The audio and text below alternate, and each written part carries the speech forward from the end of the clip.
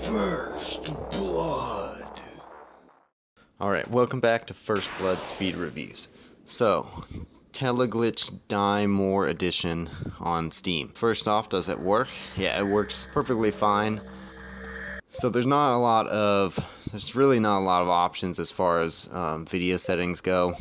There shouldn't be anything you have to do once you get it installed. So, the game starts out, you can choose to do a short tutorial level, which will give you the basic rundown of control, a couple gameplay elements. There'll be a segment where you're going to practice firing weapons, and there will be a section where you're going to learn how to use explosives and get introduced to the crafting system. And then tutorial itself will probably take most people only a couple of minutes. And it should be noted that if you've changed the key bindings, the tutorial messages are not going to reflect that, so you just need to know what you set the bindings to, and I can almost guarantee most people will change some of the bindings.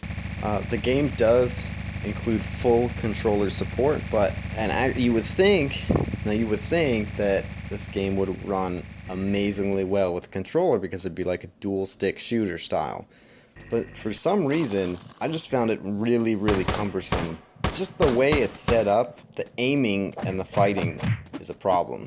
Everything else is relatively, well mapped to one controller, but for whatever reason, the game fighting with a controller is really difficult, and controlling the map seems to be a little strange too. So once you finish the tutorial and you start the real game, you will rapidly find out that you're completely alone and that you have no real guidance or help in surviving the game. Now that's not a bad thing. In fact, that actually adds to the game in my opinion, and it should be noted that this game is designed to be really, really difficult, and it sort of has stages of difficulty. So many of your first runs through the game, you will be only playing through maybe the first two and maybe the third level before you are dead, and this will happen many times. So the first hurdle is pretty much you learning how to master the basic controls.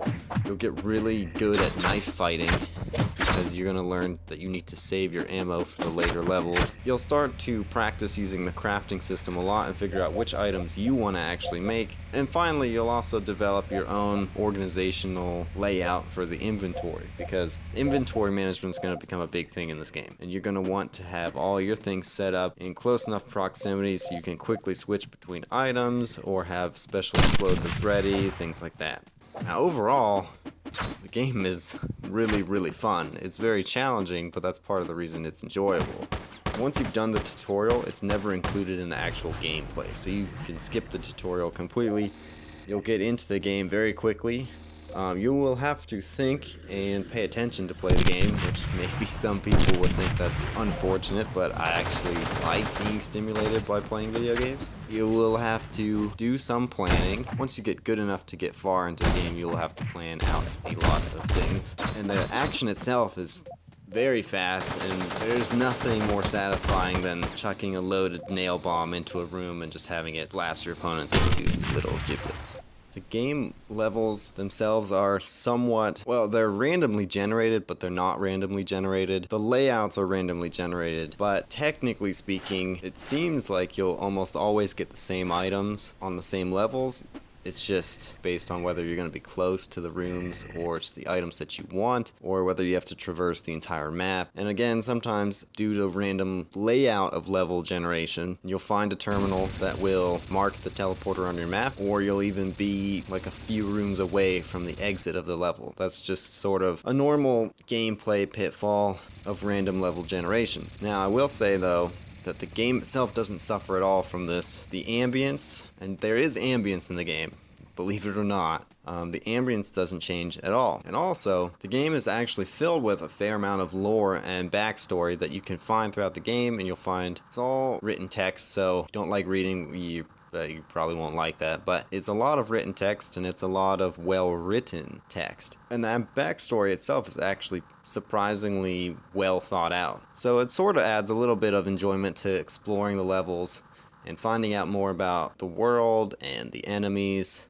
There's also a bunch of things you'll unlock that you can look at in the menu screen. You'll be able to look up all of your recipes for items that you've created. You'll be able to look up statistics on enemies, and then of course you can read every single piece of lore that you find. That's really the only thing you unlock from playing the game. Unfortunately, your character doesn't really improve at all. You don't start out with better items, so you sort of miss out on that roguelike aspect that is the aspect most people really enjoy of roguelike games. It's a little hard to say that the game itself is entirely roguelike. It's more just a really brutal experience, but in a good way.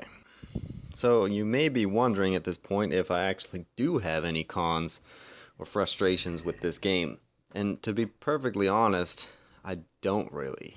If you are easily frustrated by video games, first off, you probably aren't going to be playing this game because you can read through so many reviews about it and realize from just reading that it's a ridiculously punishing game. If you do manage to get far enough into the game, you will unlock the ability to start at later levels. So how far do you have to get before that happens? Well, you actually have to make it through the first 5 levels of the game. Or in other words, you have to be able to make it more than halfway through the entire game before you can unlock the ability to start at level 3 instead of level 1. There's a pretty high sense of agreement that most people will never make it past level 4.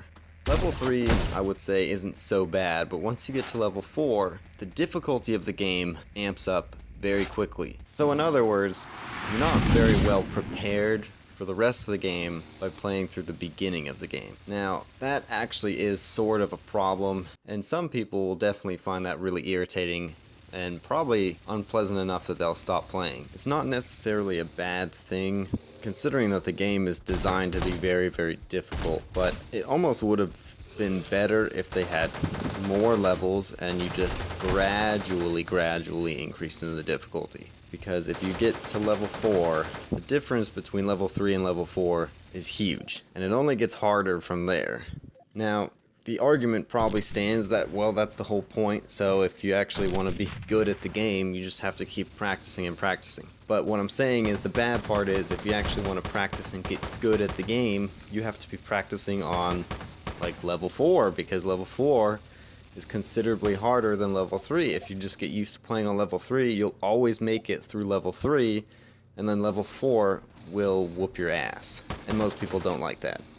Overall, my first taste of blood with this game just left me begging for more. Like, I love playing this game. It's a great pickup game, and I realize that some people will probably think that this is not a good casual game, but I would actually argue that it's a great casual game because it's somehow this weird and unique experience where it's casual enough that you don't have to be invested in it at all. You can just play through for like 10 or 15 minutes, try and get through a level. If you lose, you lose. If you win, you win.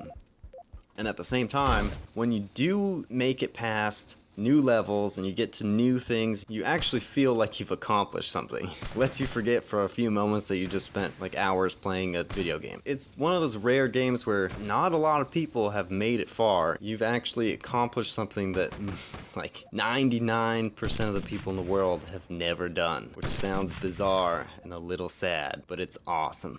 Honestly speaking, I think the game is worth your money, even full price, because if you like the game, you're gonna play hours and hours of it. But just to understand what you're getting into and know and expect to get your ass handed to you, because it's gonna happen the entire time.